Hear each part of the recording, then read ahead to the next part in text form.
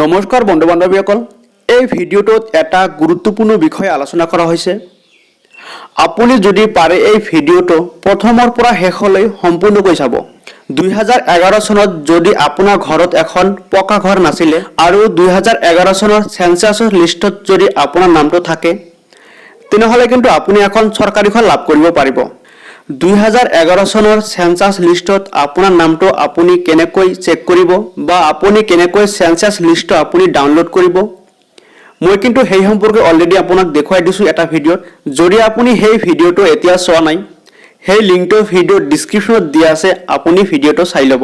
বন্ধু বান্ধৱীসকল, 2011 চনৰ সেন্সাছ লিষ্টত আপোনাৰ নামটো আপুনি চেক কৰিবলৈ হ'লে বা আপুনি সেন্সাছ লিষ্ট আপুনি ডাউনলোড কৰিবলৈ হ'লে আপোনাৰ এখন PMAY আইডিৰ প্ৰয়োজন হ'ব।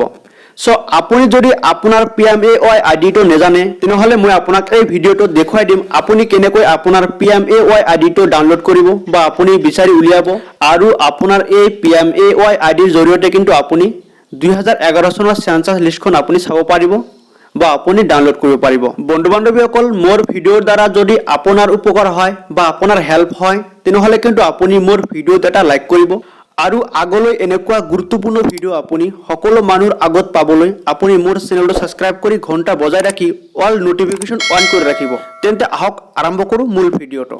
বন্ধু বান্ধৱীসকল, আপুনি প্ৰথমত আপোনাৰ মোবাইলত থকা গুগল ব্ৰাউজাৰটো অন কৰিব। অন কৰি আপুনি ইয়াত লিখিব ৰিপৰ্টিং। মই যেনেকুৱাকৈ লিখিছোঁ আপুনি ঠিক এনেকুৱাকৈ লিখিব। আপুনি স্পেলিংটো চাই ল'ব। আপুনি এনেকুৱাকৈ লিখিব। লিখাৰ পিছত আপুনি চাৰ্চ ইয়াত ক্লিক কৰিব। তাৰপিছত আপোনাৰ সন্মুখত এনেকুৱা এটা ইণ্টাৰফেচ আহিব। আপুনি এইফালে চাব reporting.nic.in, আপুনি ইয়াত ক্লিক কৰিব। তাৰপিছত আপোনাৰ সন্মুখত এনেকুৱা এটা ইণ্টাৰফেচ আহিব। আপুনি এইফালে চাব হোম, ইয়াত আছে এবাউট আছ। তাৰপিছত আপুনি এইফালে চাব ষ্টেক হোল্ডাৰ্ছ। আপুনি ষ্টেক হোল্ডাৰ্ছ ইয়াত এটা ক্লিক কৰিব। ক্লিক কৰাৰ পিছত আপোনাৰ সন্মুখত এনেকুৱাকৈ আহিব। আপুনি এইফালে চাব বেনিফিচিয়াৰী, আপুনি ইয়াৰ ওপৰত এটা ক্লিক কৰিব। তাৰপিছত আপুনি অলপ সময় ৱেইট কৰিব।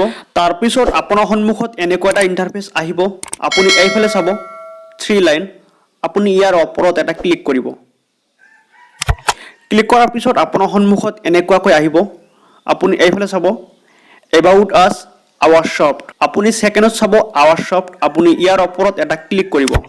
ক্লিক কৰাৰ পিছত আপোনাৰ সন্মুখত তলফালে এনেকুৱাকৈ আহিব। এইফালে চাব ডাটা এণ্ট্ৰি ৰিপৰ্ট, আপুনি ৰিপৰ্টৰ ওপৰত এটা ক্লিক কৰিব। তাৰপিছত আপোনাৰ সন্মুখত এনেকুৱা এটা ইণ্টাৰফেচ আহিব।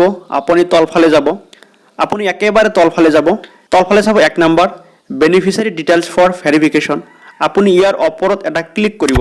তাৰপিছত আপোনাৰ সন্মুখত এনেকুৱা এটা ইণ্টাৰফেচ আহি ইয়াত চাব আপুনি চিলেক্ট, আপুনি ইয়াত ক্লিক কৰিব। ক্লিক কৰাৰ পিছত আপোনাৰ সন্মুখত এনেকুৱাকৈ আহিব। আপুনি ইয়াত চাব আছাম, আপুনি ইয়াৰ পৰা আছামটো চিলেক্ট কৰিব।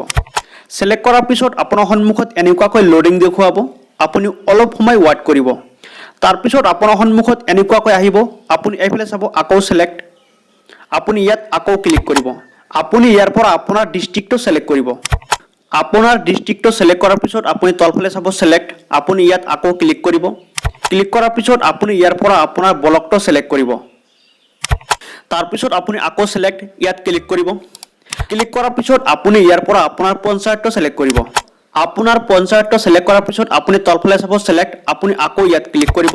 ক্লিক কৰাৰ পিছত আপোনাৰ সন্মুখত এনেকুৱাকৈ এখন লিষ্ট আহিব। আপুনি তলফালে যাব।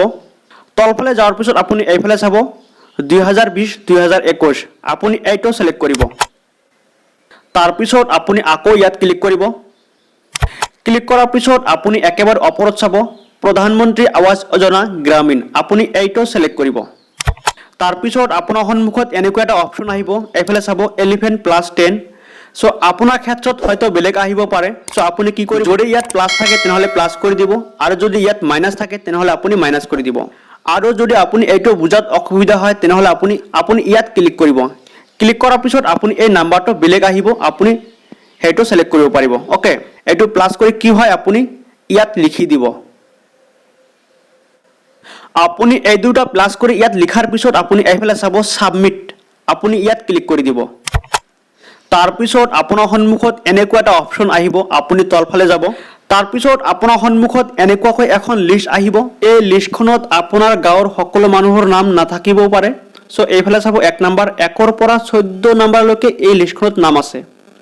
সো আপুনি আপোনাৰ গাঁৱৰ সকলো মানুহৰ নাম আপুনি পাবলৈ হ'লে আপুনি এই লিষ্টখন ডাউনলোড কৰিব লাগিব।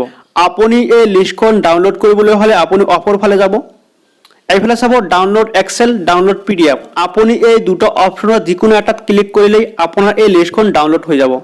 ডাউনলোড কৰাৰ পিছত আপুনি এই লিষ্টখন অপেন কৰিব। অপেন কৰাৰ পিছত এই লিষ্টখনৰ পৰা আপুনি আপোনাৰ নামটো বিচাৰি উলিয়াব। আপোনাৰ নামটো বিচাৰি উলিওৱাৰ পিছত সাপোজ ধৰা হ'ল এইটো আপোনাৰ নাম, আপুনি নামৰ এইফালে আহিব, এইফালে চাব AS1759459। সো ইয়াত আপুনি 7টা নম্বৰ পাব। আপুনি AS এইটো বাদ দি ইয়াত আপোনাৰ 7টা নম্বৰ আছে।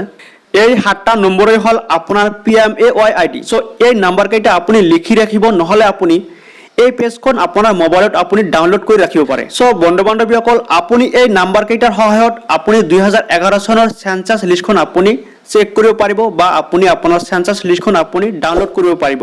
আপুনি আপোনাৰ 2011 চনৰ সেন্সাস লিষ্টটো আপুনি কেনেকৈ ডাউনলোড কৰিব এই PMAY IDৰ সহায়ত, সেই লিংকটো ভিডিঅ' ডেসক্ৰিপশ্যনত দিয়া আছে, আপুনি পাৰিলে চাই ল'ব।